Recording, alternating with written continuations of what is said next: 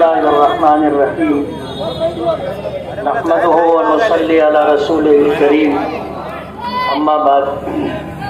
सदर मोहतरम स्टेज पर तशरीफ़ फरमा, हमायदीन शहर, मेरे बुजुर्गों और दोस्तों,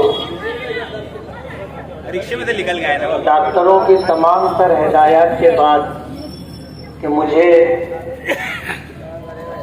कुछ कहने में थोड़ा सा परहेज करना चाहिए, लेकिन चंद बातें मुझे कहनी है कि जिस तरह के झूठे इल्ज़ामात हमारे मुखालिफिन के स्टेजों से लगाए जा रहे हैं, जैसे अभी कल के जलसे में शेख आसिफ साहब ने ये कहा कि मुफ्ती साहब ने बम्बई में ओशीवारा कोई जगह है, वहाँ पर 179 करोड़ रुपए की ज़मीन खरीदी है।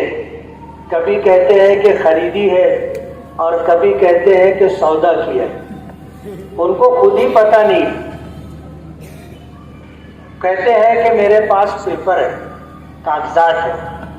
मैं उनसे कहना चाहता हूं कि आपके मुंह में घी शक्कर,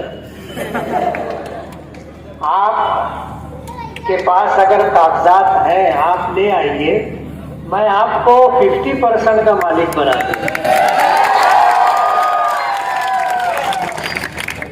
179 करोड़। शायद अगर मैं उनको ये कहूं कि तुम 179 करोड़ लिख दो तो वो लिख भी नहीं पाएंगे।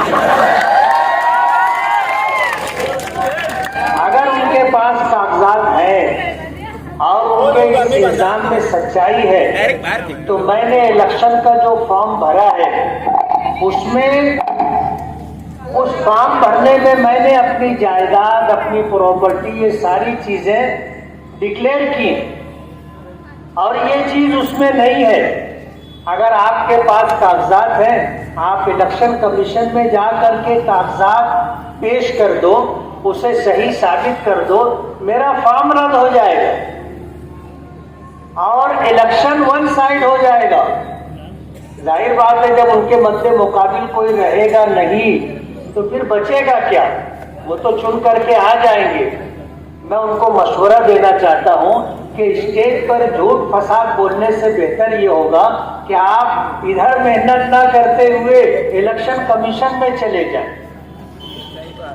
इस तरह के बेबुनियाद झूठे इल्जामात लगाए जा रहे हैं। मैं आपसे ये कहना चाहता हूं कि इलेक्शन होता रहता है। 2019 में भी इलेक्शन हुआ था। हमारे ये शेख आसिफ साहब दावा कर रहे थे कि 50,000 वोटों से हराऊंगा, 38,000 वोट से हार गए, जबकि उनके पास उस वक्त जमीन पूरी सजी सजाई थी। लेकिन शायद मालेगांव वालों के मिजाज को उन्होंने समझा नहीं। बुनकरों के मुताबिक कहा कि अगर कोई मसला होगा तो तुम्हें 40-35 चढ़ करके आना होगा, फिर मैं सोचूंगा कि तुम्हारा काम करना है कि नहीं करना है। उस वक्त हमारे शफीक राणा साहब उनके साथ थे। इस बात को सुन करके 40-35 तो बहुत ज्यादा है, वो एक पैतरी भी नहीं चढ़ी। हमारे यूसुफ इलियास साहब ने ये बात कही कि ये 40-35 की बात करते हैं, हम 2 पैतरी चढ़ करके मस्जिद में चले जाएंगे, अपने परवरदिगार से अपने मसले हल करवाएंगे। 2019 का इलेक्शन हुआ। इलेक्शन हार जाने के बाद शेख आसिफ साहब ने अलग ऐलान तकरीबन 30 से 35 हजार लोगों के नाम वोटर लिस्ट से कट करवाए। आज उन लोगों को बदला लेने का मौका मिला है। जिनके नाम इन्होंने कटवाए थे, लोकसभा पार्लियामेंट इलेक्शन के मौके पर उनको समझ में आया कि हमारी तो वोट कट गई। इसी तरह तकरीबन 15 से 18 हजार नए वोटर हैं। ये हमारा मुस्तकबिल है, पहली मर्तबा वोट देंगे।